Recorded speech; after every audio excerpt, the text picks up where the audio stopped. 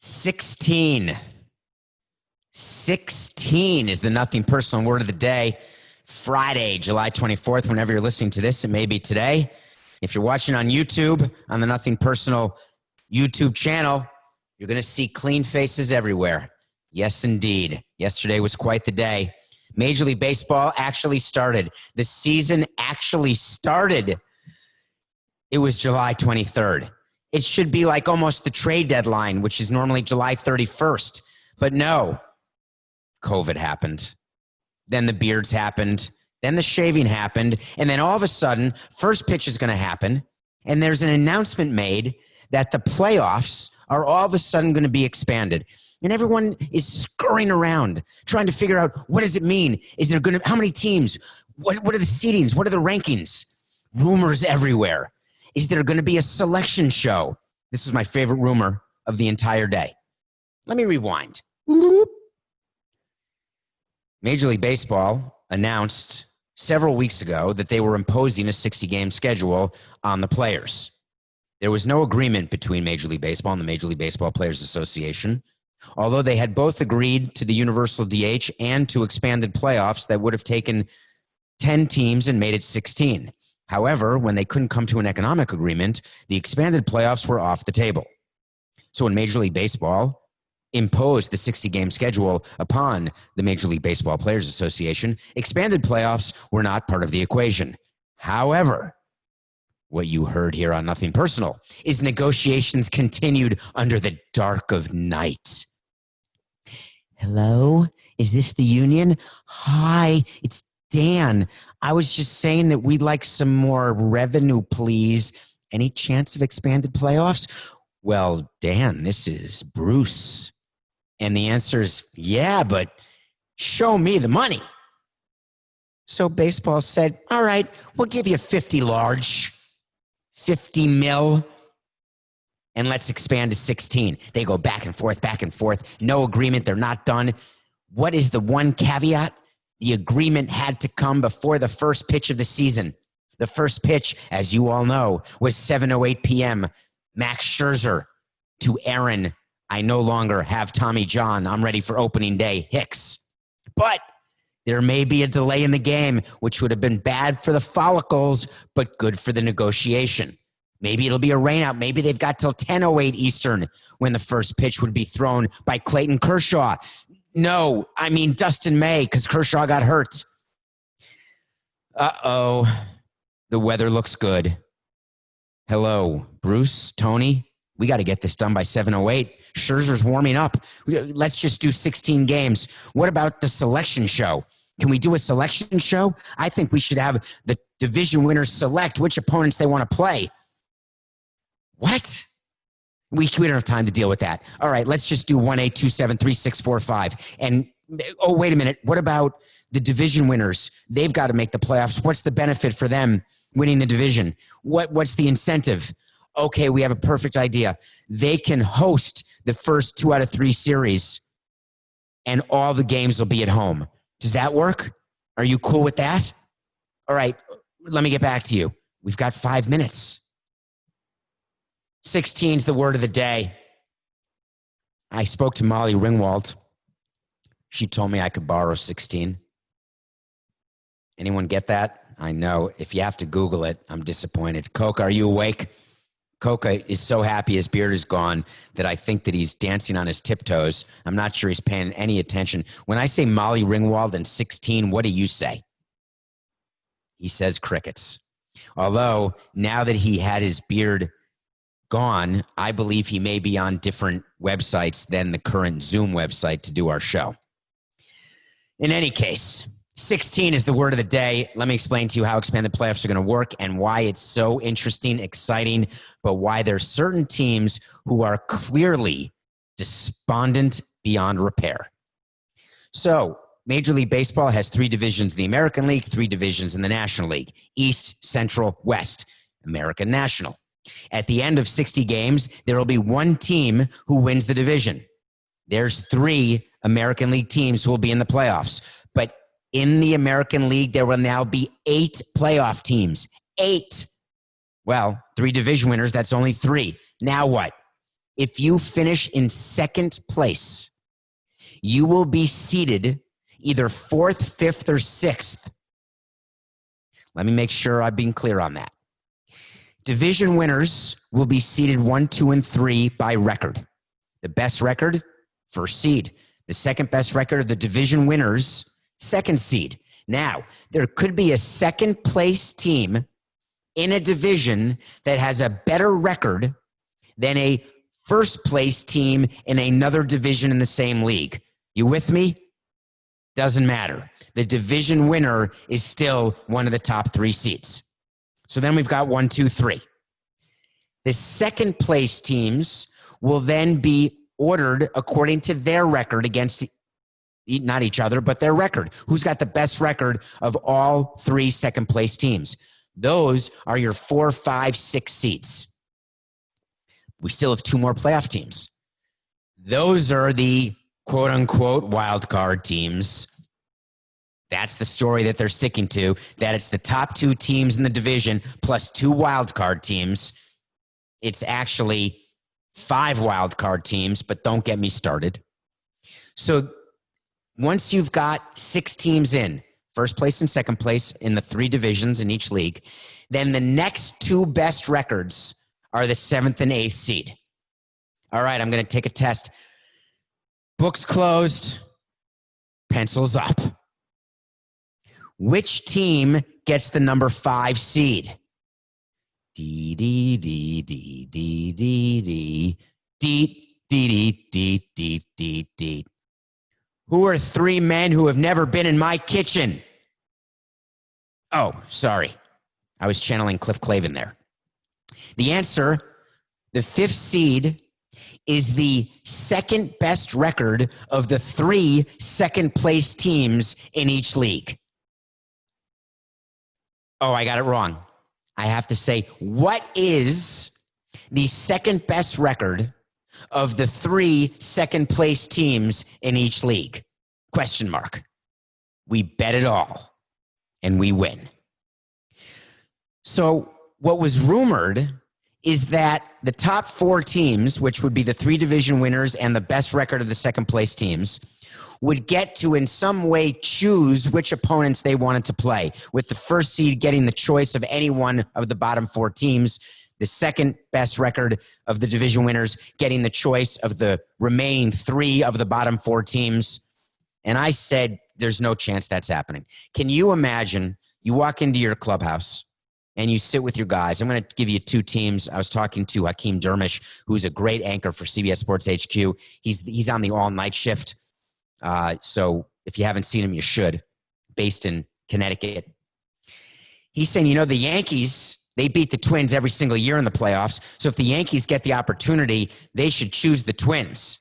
But if you're the Twins, you're begging the Yankees to choose you.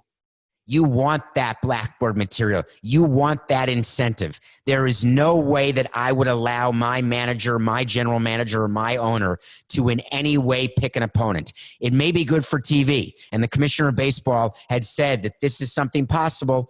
As we're moving forward, we could do an entire pick show as content for a network that we can sell and make some dough. It's going to be voted down.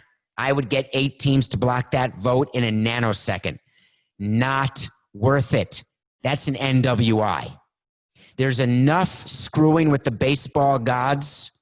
Don't add to it. Baseball gods are like survivor gods. You don't mess with them. You just don't.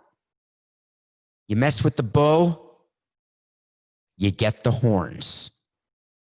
That's another John Hughes reference because the word of the day is 16. Anybody? Paul Gleason, Breakfast Club, you mess with the bull. He says it to Judd Nelson. Oh, come on. In any case. Okay, so no selection show.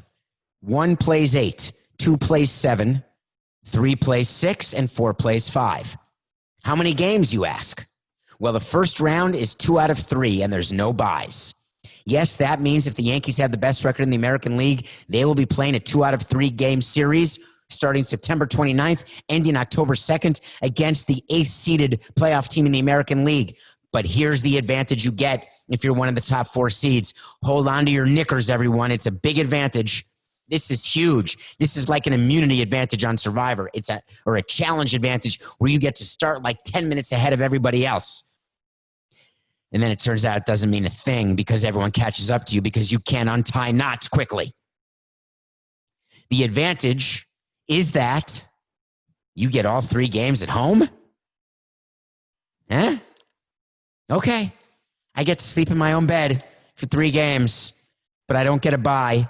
I've got the best record in the league. And if Garrett Cole has a bad day or a backache or he's grumpy and Aaron Judge doesn't hit a home run or Stanton doesn't go 2 for 3 and Sanchez takes the collar and all of a sudden we're down 1 game in a 2 out of 3, we got to win 2 games in a row, which is hard. Baseball has the smallest home field advantage to begin with. Now you're adding to that 2 out of 3. Yikes. There will be upsets, folks. Get ready. There's going to be some disappointed fan bases, some disappointed owners, presidents, GMs, managers, and players. Can you imagine if Mookie Betts, the Dodgers, Bellinger, that whole team, which, by the way, showed how unbelievable they are, and we're going to talk about what they did last night and how they did it, because, boy, did they do it, although against a crappy team. But can you imagine? They win 100 games, prorated 100. We're always going to say about nothing personal. I want to make sure, hey, they're a 100-win team. Well, we know what that means this year, right? That means that they're a 40-win team. So the Dodgers could do that and then lose 2 out of 3. And then what? Does Dave Roberts get fired? It's not great. Extended playoffs. 16. Guess who may make the playoffs? There could be playoff games in Buffalo. Why? Is anyone paying attention? Is anyone paying attention to nothing personal? The Toronto Blue Jays were told by the Canadian government that they were not allowed to play at the Rogers Centre in Toronto. And I said, Coca, did I have a wait to see on this? I'm almost positive the day that came out, I did an official wait to see that the Blue Jays will play in Buffalo. And I was completely proven wrong because everyone said I didn't know what I was talking about. But I told you on this show that Russ Atkins, or is it Ross Atkins, the GM, and Mark Shapiro, the president, promised the Blue Jays players that they'd play in a major league facility. And I told you, the listener, I said he shouldn't have done that because why not try to underpromise and overdeliver? Because now he overpromised and underdelivered because guess what? The Blue Jays are playing in Buffalo. No, they're playing in Pittsburgh, we were told. No. Politicians, governors said, no, thank you. Baltimore did a release. We would love the team in Baltimore. Then you've had the mayor and the governor of Connecticut. How about Hartford? Everyone was standing up. Why not us? Why not now? What a great opportunity to show that we can host a major league team. Maybe you'll think of us for expansion. You think Hartford didn't have some nefarious thought processes as they try to get a major league team as they've always tried to get one? Nope, wasn't going to happen. The lights in Buffalo were terrible. It's not a major league clubhouse. It's a minor league facility. Everyone feels so sorry for the Blue Jays players. Maybe they'll play 60 games on the road, we said.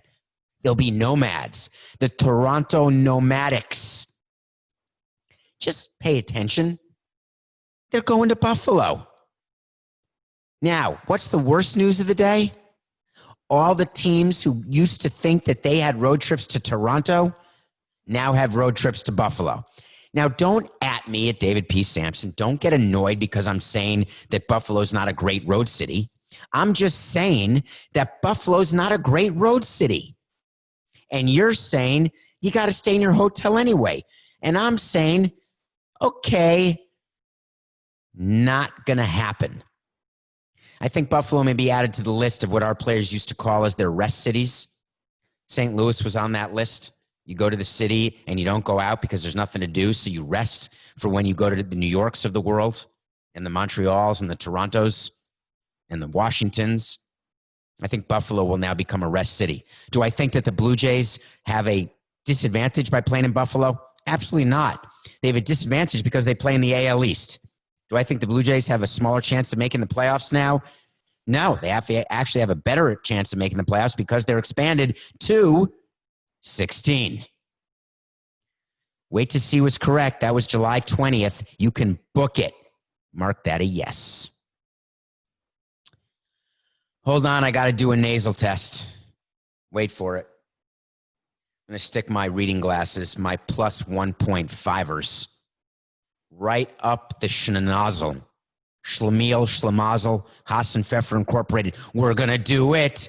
Give us every chance. We'll take it. I miss Penny Marshall. Is that okay to say? She directed League of Their Own, one of my favorite baseball movies that I try to watch around opening day every year. I have not gotten to it yet this year because it's been so busy, but League of Their Own will be watched at some point this first week of baseball. I miss Penny. She passed away. She played on Laverne and Shirley. Do you remember? She had the big L. She played Laverne. Anyway, Schlemiel, Schlemazel. So I'm going to stick this up my nose, and I'm taking a test. And here's what's going to happen. I'm going to test negative for COVID-19. Or I'm going to test positive for COVID-19. And then tomorrow, I'm going to do it again, and I'm going to test negative for COVID-19. Or I'm going to test positive for COVID-19. And then I'm going to do another test, but this will be saliva. If I don't get the piece of saliva right underneath the head of lettuce that gets stuck at the left back incisor, I'm going to be negative. If by chance I flossed and have no blackberry seeds from the smoothie of the day in the bottom right fang, I may test positive. Why am I going through all this with you? Do you really need a dental lesson? Last night, I had the first Nothing Personal pod. The Nothing Personal pick of the day was the Nationals getting $1.30. And then all of a sudden it was released that Juan Soto, their MVP candidate, middle of the lineup, 21-year-old phenom, the next Miguel Cabrera. How many times do we see that and hear that? But this guy really should be the next. He's going to win MVPs. He already has a World Series ring. This guy's the real deal. He tested positive. He's out of the lineup. That's it.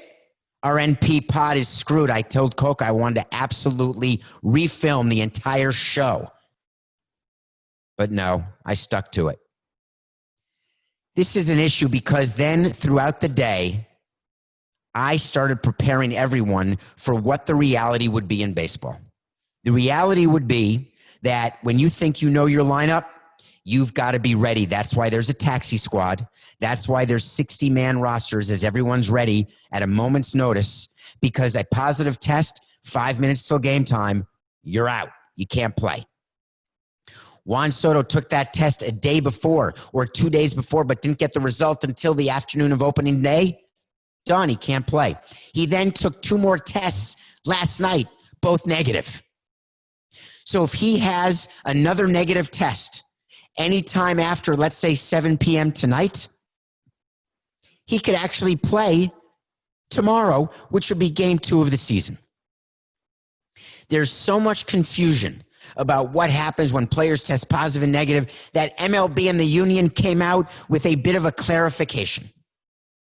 They're going to allow positive test takers who are asymptomatic. They will get to appeal to some sort of medical board, and I don't mean Stratego or Sorry or Connect 4.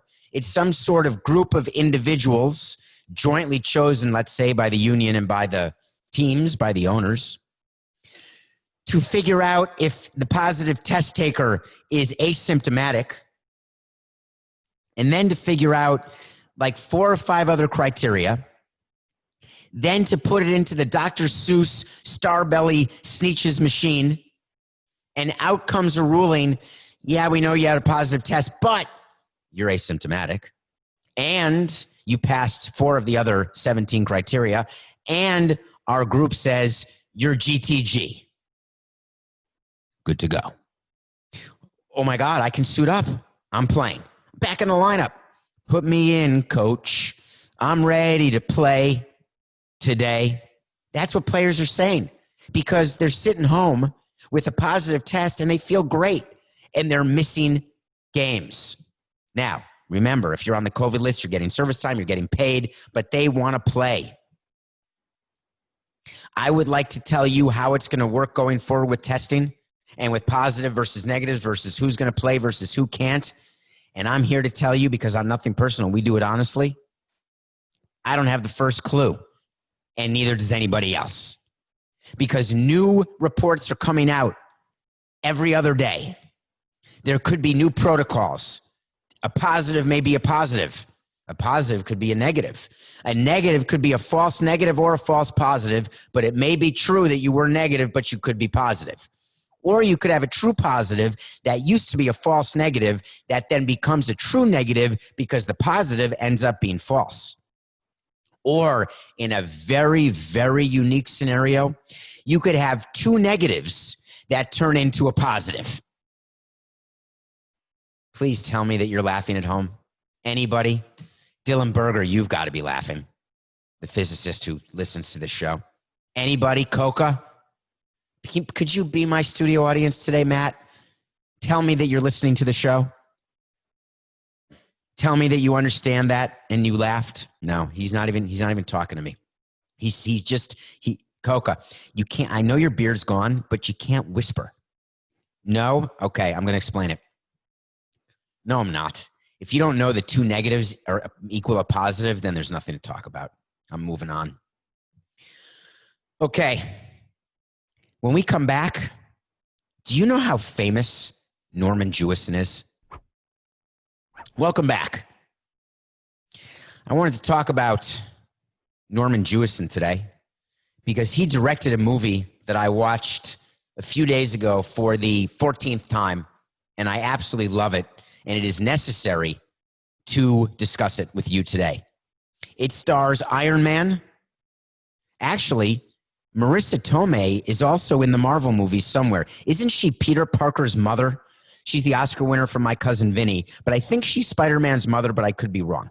She also played Pete Davidson's mother in The King of Staten Island, but she's in this movie. Robert Downey Jr. is in this movie. Bonnie Hunt, Renee Zellweger's sister from Jerry Maguire, the great character actress who's in a lot of movies. Fisher Stevens, anyone have a recollection of him from Short Circuit? These are the four stars of a movie called Only You. Only You is from 1994. It's about a woman, Marissa Tomei, who believes in destiny and fate. And when she was a child, she was told that she would fall in love with, and marry someone named Damon Bradley. She never finds Damon Bradley. She's about to get married, but all of a sudden a call comes in from a Damon Bradley. She then goes on a search that brings her to Europe in her wedding dress to find Damon Bradley, her destiny. And who is Damon Bradley? Is it Billy Zane? Is it Robert Downey Jr.? Or is it some schnook at the airport counter? You're going to have to watch and wait to see. It's a great romantic comedy. They filmed part of it in Positano at a hotel called the Serenus, which is near Capri in Italy. It's just beautiful. It's romantic. It's nice. It's fun. And it's got gravitas. First of all, the stars, obviously, are major stars. But Norman Jewison, he directed The Hurricane, Denzel Washington, that true story, Moonstruck, and don't forget, Sevi, The Milkman, The Matchmaker. He directed Fiddler on the Roof, the movie. Check it out. Only You. Okay. Coca, hit it. You know what I want? I want to talk to Samson. Coca's got to pay attention to the So You Want to Talk to Samson part of the show, because he presses, I think, what color button do you have on your color soundboard? Is it the blue, the light green, the dark blue, the pink, the hot purple? I think you have to assign it. So he's red. So when he hits a red button, all of a sudden you hear from Half Baked, it's So You Want to Talk to Samson. It's a segment. And the segment is that what we're doing is you go into Twitter at David P. Samson. And then after that, go into my DMs, ask a question. I'm going to answer it. I appreciate, by the way, all of the support that you give Nothing Personal. We're up for sports podcast of the year. We may be nominated. We're shortlisted to be nominated. If you go on the YouTube channel, Nothing Personal with David Samson, or as part of the details of this pod, wherever you download your pod, you can sign in, do an email, do a quick password, just do Nothing Personal as your password or whatever you want. And because you only need to use it once, and then go to the sports category, Nothing Personal with David Samson. It's only for another week, so you'll only hear me bothering you about this for 7 more days. And while we're here, don't forget that we also have to do the end of month mailbag pod. That's coming in next week already. It's the end of July. I can't even believe that. How is that possible? End of July is the mailbag pod. And put your questions. If you rate and review on Apple, I know, do you have a pen? I know we're going through this a lot. It's a lot. It's a lot to handle. 5 stars is the review, is the rate. Then you review by writing, hey, that's a cool pod. And then you ask a question. I'll put that in the mailbag pod. So today, so you want to talk to Samson. You know what I want. All right. By the way, that's part of the quarantine. Go, Coca, now. You know what I want. I want to talk to Samson. Oh, my God. We're violating so many copyright laws. I love it. Okay. Do Bryce Harper's comments on JT Realmuto impact the Phillies and make them sign him long-term? Let me tell you what I'm talking about. That's a great question. It happened yesterday. So you heard the news with the Dodgers. You heard that Clayton Kershaw got scratched, right? He had a back problem. And you heard that they signed Mookie Betts to a $365 million 12-year extension that goes into effect in 2021. Mookie Betts is the guy they traded. Betts and Price they got from the Boston Red Sox. David Price opted out. So the Dodgers saved $6 million this year, remember? Is this ringing a bell to anyone? Well, Mookie Betts signed this large extension. Bryce Harper is the $330 million Phillies player. He was with the Nationals. He left the Nationals. Then the Nationals won a World Series title. He went to Philly. Philly did not make the playoffs in Harper's first year.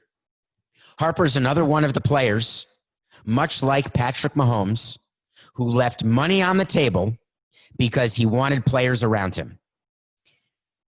Let me just say before we start the answer of your question, Bryce Harper did not leave $1 on the table for another player.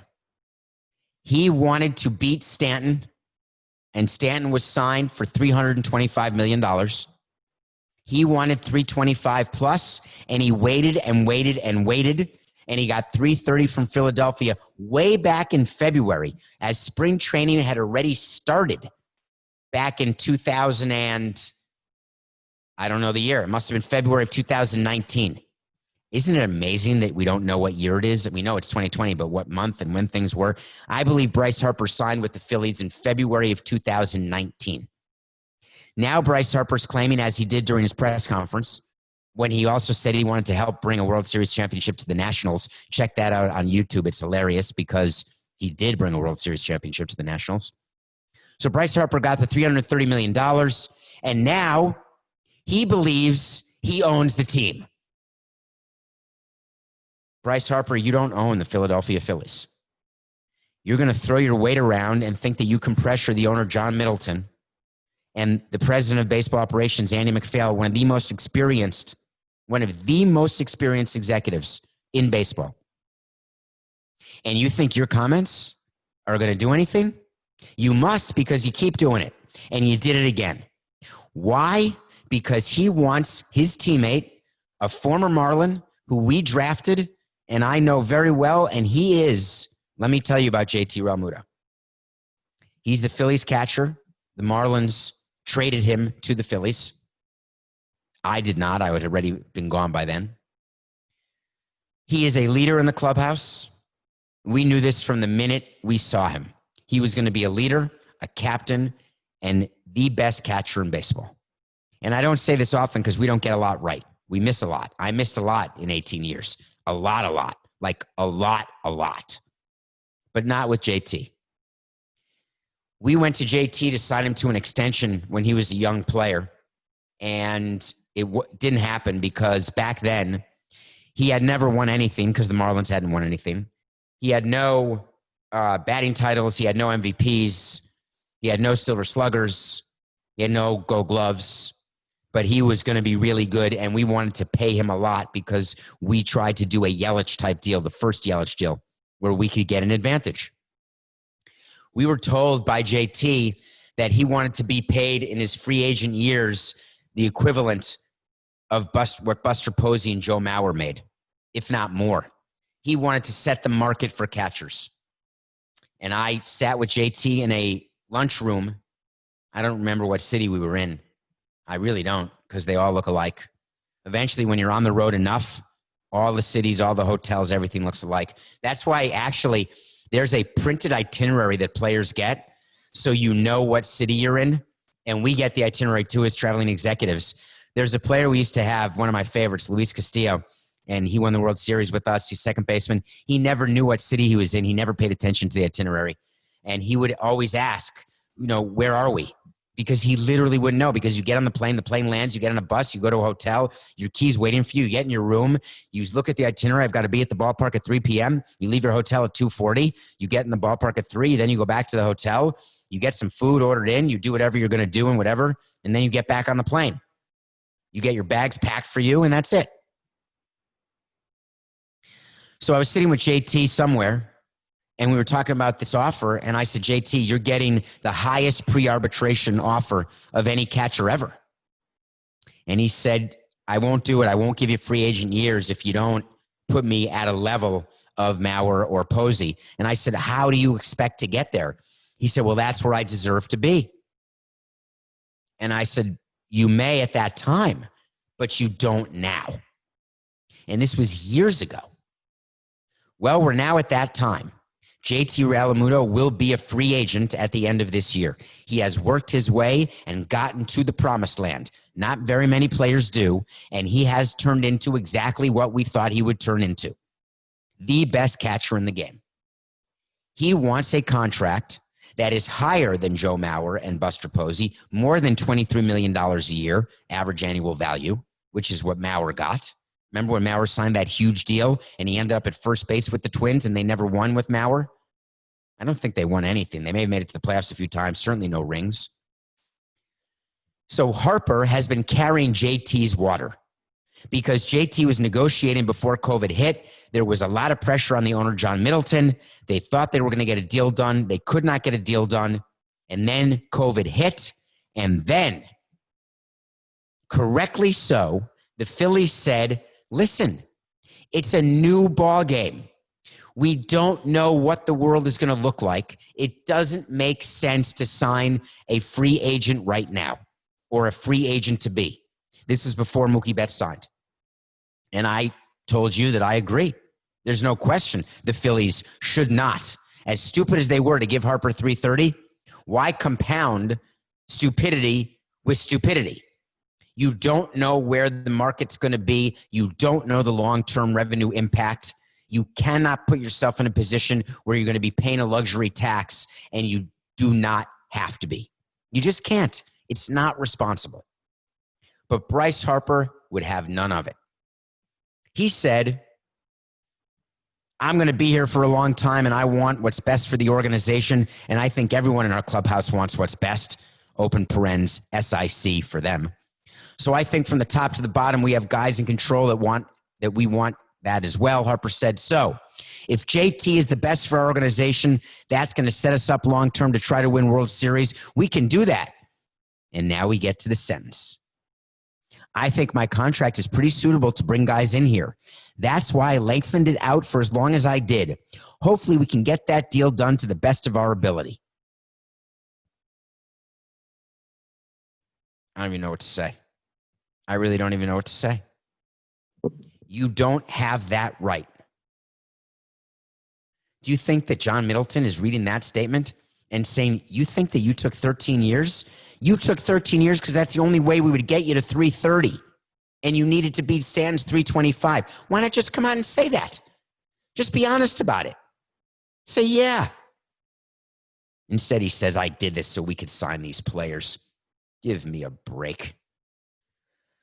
That's it for Bryce Harper. That's it for So You Want to Talk to Samson. It's not going to impact the Phillies one bit. Okay. We've got drama. Pan down. Pan down. We've got drama. Who would you say is the most drama-filled football team right now, if you had to? Anybody? Nobody? Type it in. I think the Jets pretty much win. We've covered the Jets so many times, which is amazing because they stink. But we've covered them because of just yesterday. Wait a minute. Did we get to it on the show yesterday? Did we talk about Woody Johnson yesterday, Coca? Yes. Okay. So we covered the Jets yesterday with Woody Johnson and what was going on with him as ambassador to the UK. We've talked about Adam Gase, the coach. I've mispronounced his name almost every time. I thought it was Adam Gaze, as in I'm gazing into the future. But I'm hearing that it's Adam Gase that rhymes with case, and it's spelled that way. So Gase.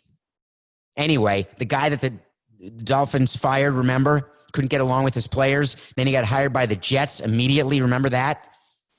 And then we had players that were not too happy with Adam. Do we remember that? And then we had Jamal Adams. We talked about him several times on the show. Several nothing personal episodes. He's a defensive back for the Jets, blah, blah, blah. Who cares? But it's been perfect for nothing personal because he's the one who wanted that extension. He was angry. He demanded a trade when he didn't get the money. He didn't care about the pandemic. Pay me my money. Pay me my money down. I miss you, Bruce. Well, Jamal Adams is back in the news. The Jets are back in the news, and this one is a doozy. Jamal Adams gave a quote. It can't be. When we do the show, we prepare for the show, we have topics that we want to do, and then when things happen that I haven't seen or that I don't have in the show or that Coca, and we just, before we prepare for the show, Coca will go through his list of things that he wants to talk about and that he and I want to discuss. He said, "Did you see Adams?" And I said, "Bud? John? Quincy? Who?" No, Jamal. I said, what now? What could possibly be with Jamal Adams now? Here we go. This is Jamal Adams talking about his own head coach. Keep in mind, training camp for the Jets is due to start in 4 jours, 4 days. Jamal Adams on his coach. "I don't feel like he's the right leader for this organization to reach the promised land. As a leader, what bothers me is that he doesn't have a relationship with everybody in the building. At the end of the day, he doesn't address the team." This is Adams talking about his own head coach. "If there's a problem in the locker room, he lets another coach address the team. If we're playing SHITTY and we're losing, he doesn't address the entire team as a group at halftime. He'll walk out of the locker room and let another coach handle it." When asked to comment, Adam Gase could not be reached. If I'm Adam Gase, I march into the GM's office. I don't know his name. It could be Joe Douglas, but I don't know the name of the GM of the Jets. I then march into Christopher Johnson's office, and then I get on a plane to the UK and march into Woody Johnson's palace, while, of course, announcing that he is a man. And I say, here's how this is going to work. If Jamal Adams is not suspended and traded or released, fire me. Right now. I'm not quitting, and I'll work on a buyout. But one of two things have to happen. Either you choose Jamal Adams or you choose me. Because I'm not walking back in that locker room with this team, with what Jamal Adams said, without any action being taken. It's your choice. Granted, we haven't won. Granted, I don't get along with anyone. Granted, the superstars who aren't really superstars don't like me. Granted, I let my coaches address the team. That's okay. That's my decision. I'm the head coach. Your decision is to fire me. If you're the GM of the team and the owner of the team and you do not take care of this situation, that is negligence.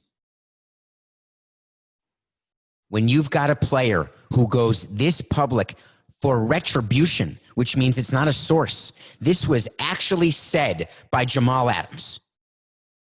When you have that, you step in immediately. This gets taken care of today. Not tomorrow, today. Let it pass. People are tweeting, let it pass. It'll be fine. Everything will be okay.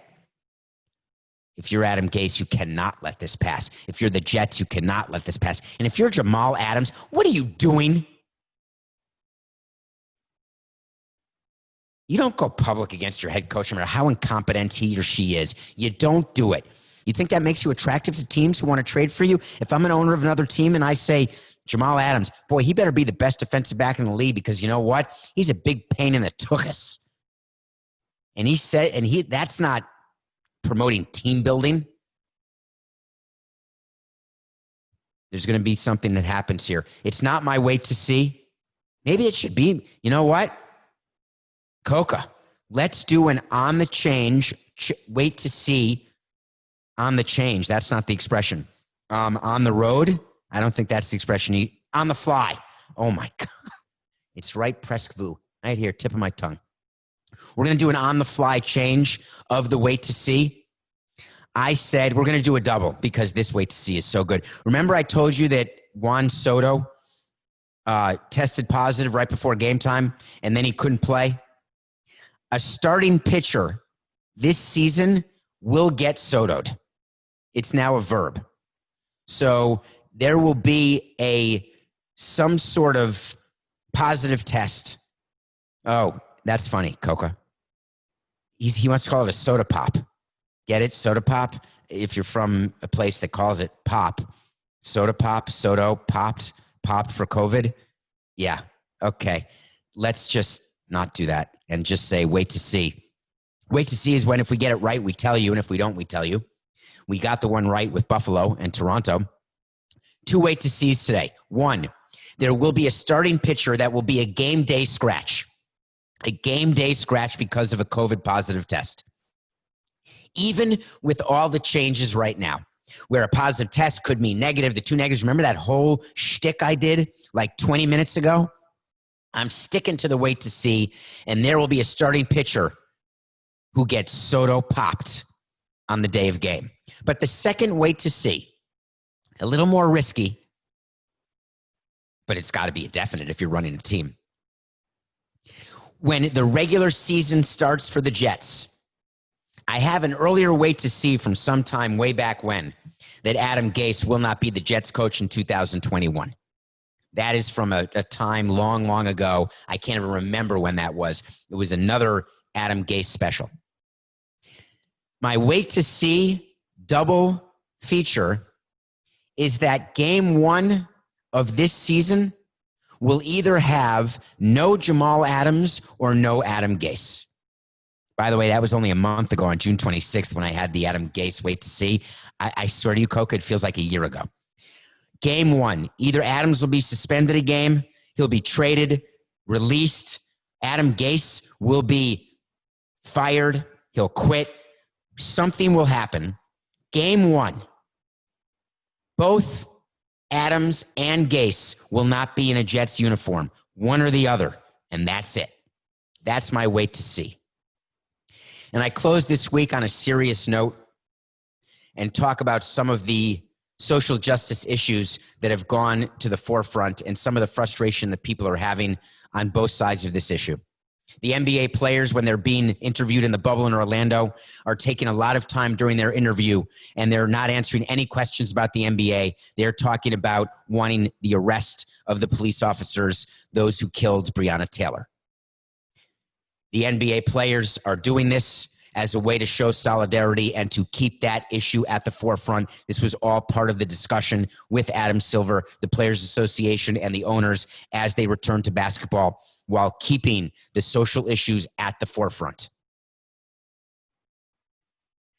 We should discuss.